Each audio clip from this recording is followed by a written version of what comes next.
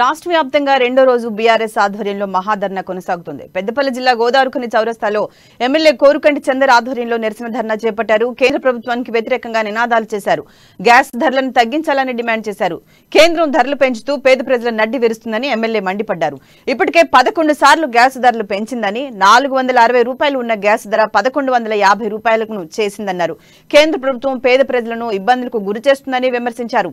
ప్రధాని నరేంద్ర మోదీకి వ్యతిరేకంగా ప్లకార్డులతో నిరసన వ్యక్తం చేశారు.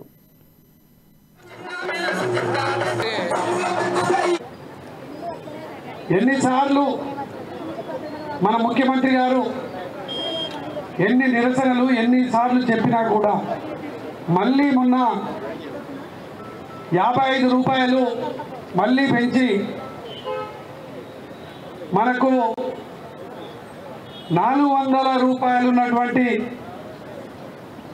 410 రూపాయలు ఉండే 2014లో ఈరోజు 1177 రూపాయలు అయింది. అంటే ఎంత పర్సెంట్ పెరిగిందో మనమందరం కూడా చూడాలి. అంటే 3 రెట్లు అయింది ఈ యొక్క గ్యాస్ ధర. 3 రెట్లు జరిగినటువంటి సందర్భాన్ని ప్రజలు ఎవ్వరు కూడా జీర్ణించుకోలేకపోతున్నారు. గతంలో లాగా మాకు మళ్ళీ రామన్న గారి పిలుపు మేరకు అన్ని నియోజకవర్గ